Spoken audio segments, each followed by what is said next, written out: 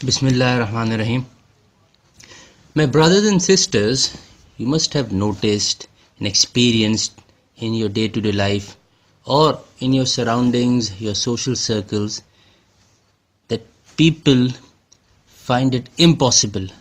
Rather, there is impossibility to find work even when the job offer seems certain, for improbable and even absurd motives. And at times, the victims finally find the job but leaves it for no apparent reason and then searches for another one. At times, it also happens that upon receiving an interview call, either does not go for the interview, citing the same futile motive. And what happens then is, as a consequence, that the relatives of these unfortunate individuals attributes this absurd behavior to his irresponsible behavior. Now, today we decided to explore what are the factors behind it, how your provision, your wealth, your business, your jobs gets affected by spells. Because at the end of the day, it all boils down to the fact that there are spell effects behind all this. Now let us explore this for you. Plus, I have witnessed extremely wealthy families fallen into abject poverty for humanly unexplainable reasons. Successful industrialists are suddenly, inexplicably faced with everything going topsy-turvy. And at times, astute businessmen begin to make one bad decision or another and resultantly became seriously indebted.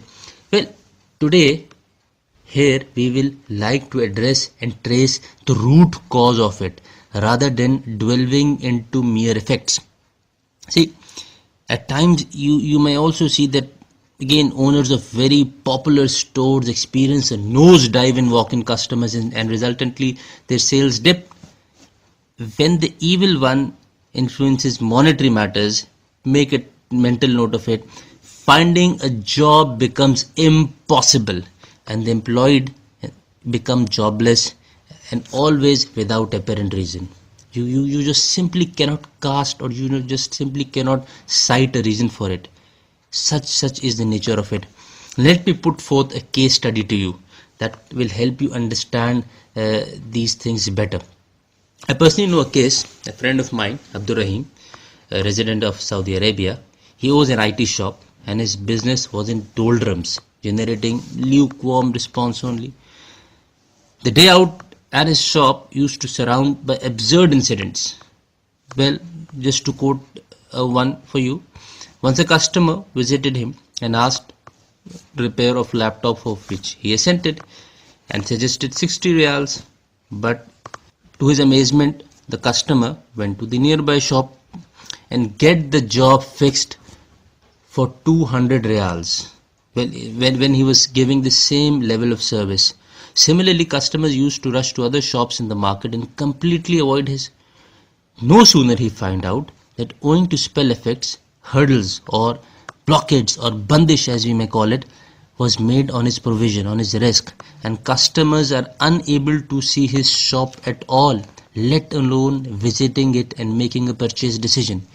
What he did then, he started reciting Surah Baqarah in good number to eliminate these spell effects and alongside Surah Baqarah for betterment in provision.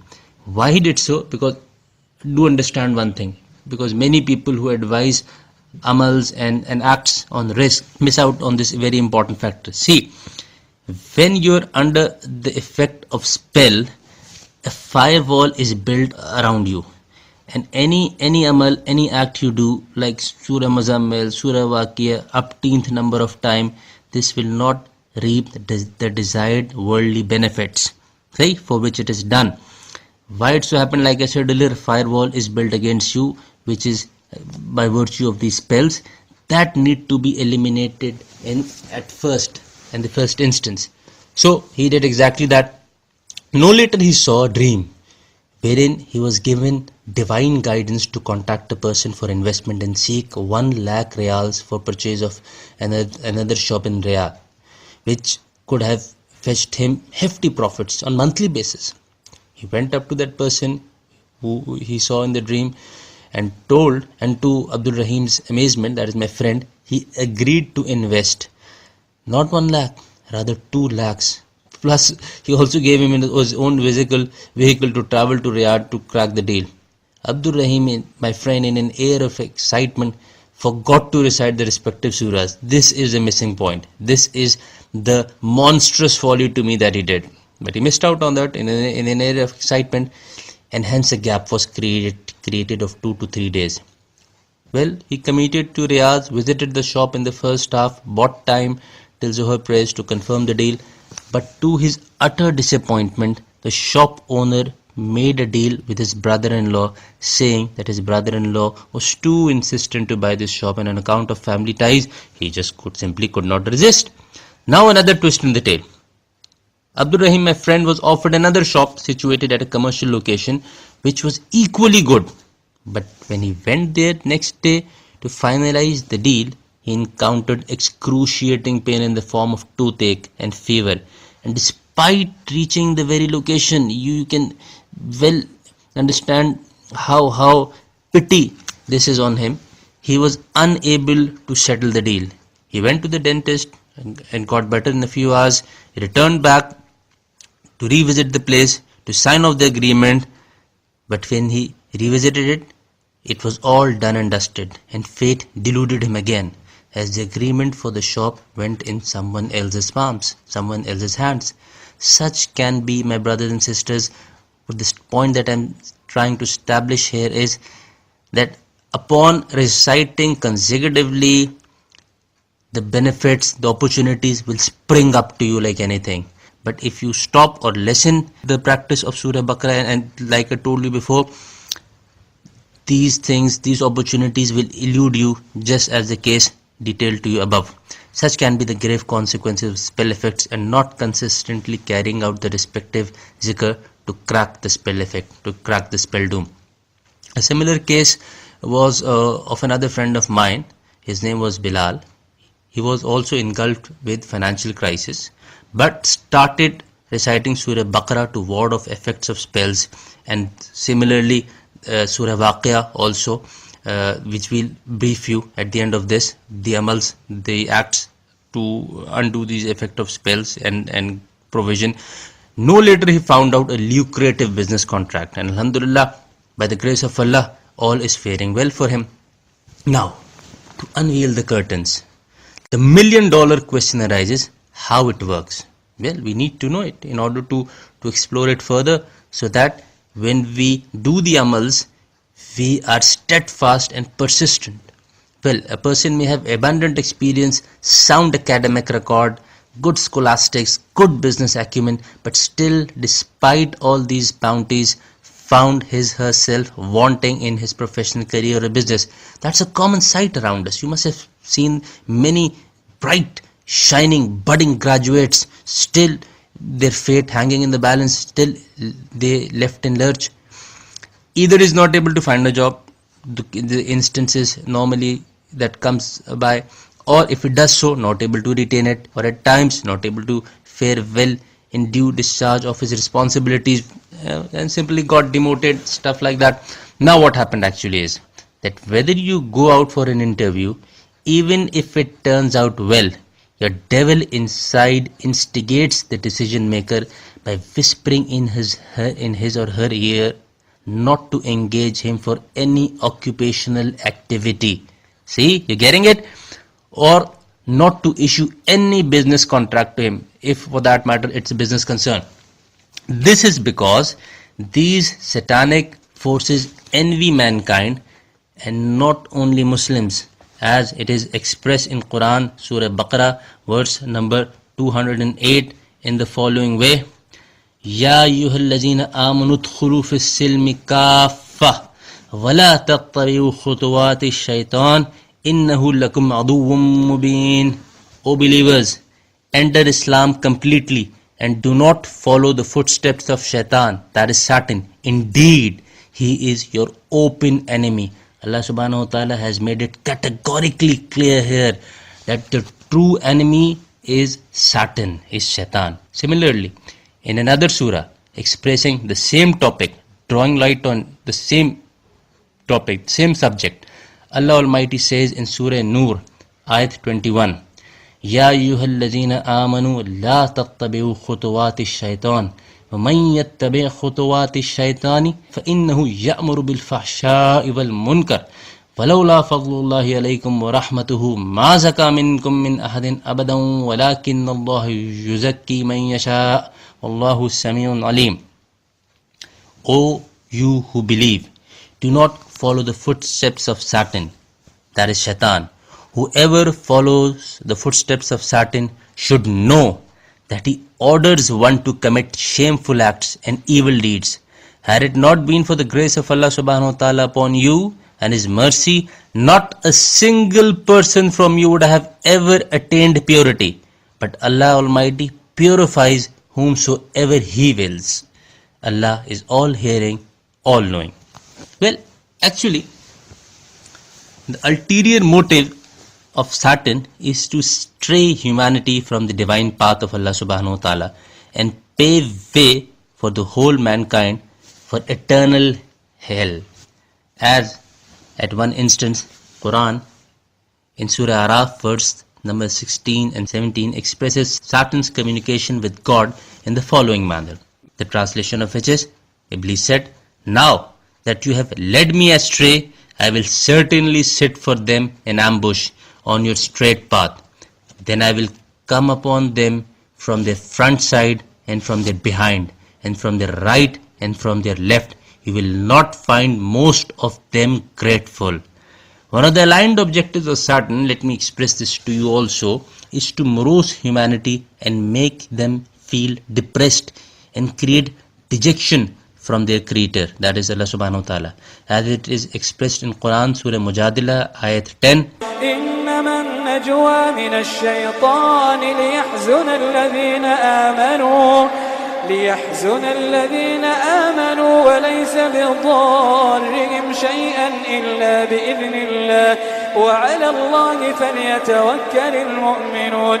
The translation is, whispering comes from the Shaytaan, Satan, so that he may grieve those who believe, while it is not harmful to them in the least, except with Allah's permission.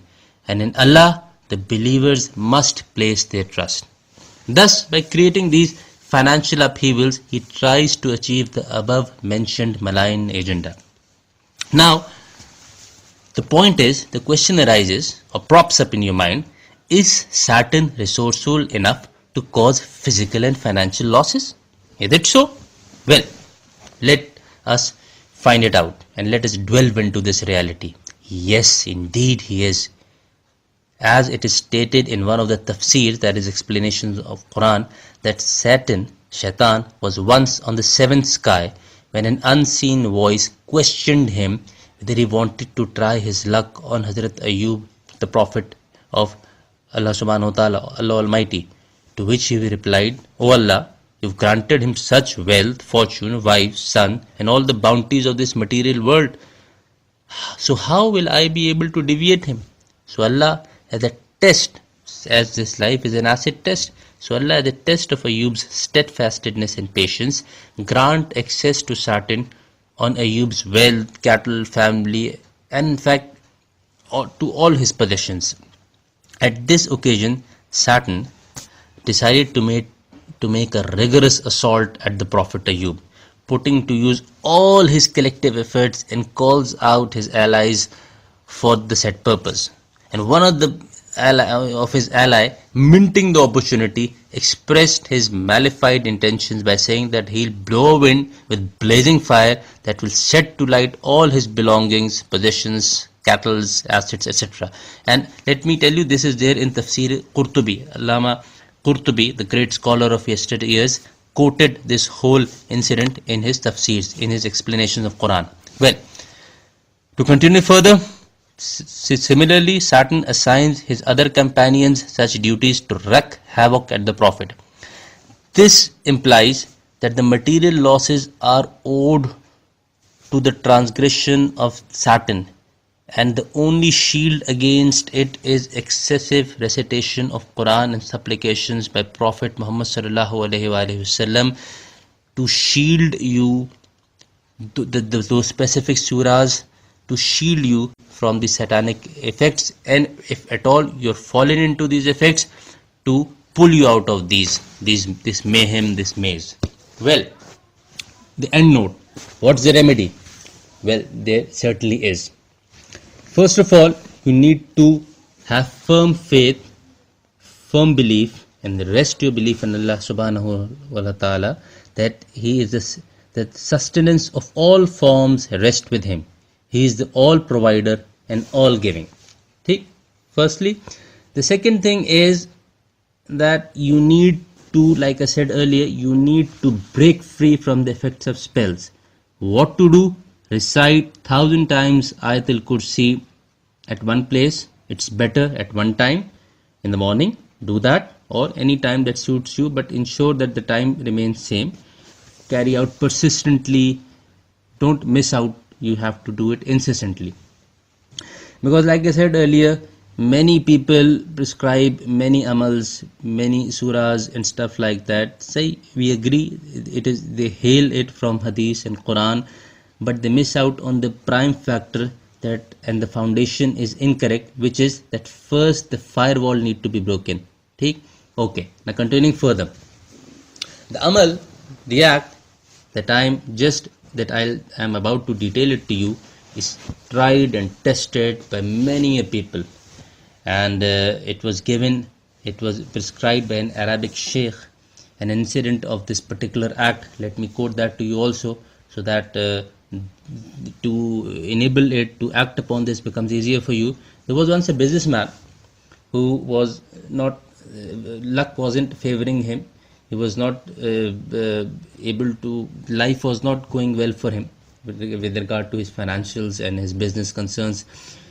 1 year consecutive on the trot, he did this act, he did this amal, is as Shaykh has advised to him. And what Shaykh said, rather it is that the Shaykh advised to do this amal 1 year consecutive on the trot without any gap.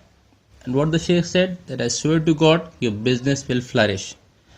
What is that amal? 100 times istighfar, then 14 times Surah Baqarah daily, and 1 riyal of charity, 1 riyal in charity as sadaqah, as we know. That person came after 2 weeks, and trust you me, his business was flourishing like nothing. But Shaykh has advised to persistently, incessantly carry out for a year. Do not lose this. As Shaykh also said, that your business, your shop and your business operations in the whole market will flourishing the most, will be blooming like anything. No one will be able to match you. Unprecedented. See? So this is given to many people, and whosoever has tried it, he experienced the bounties and the barakas of this amal that Allah subhanahu wa ta'ala has kept in it. So my dear brothers and sisters, to call out the day, the main thing is to be obedient to Allah Almighty, Allah subhanahu wa ta'ala, by following His instructions laid out in the Quran and Sunnah. And one of the salient amongst these instructions is zikrullah. And undeniably, Quran is az-zikr, that is the best of all zikrs. So stay in touch with us, and hope this must have been of value to you. Take good care of yourself. Assalamu alaikum.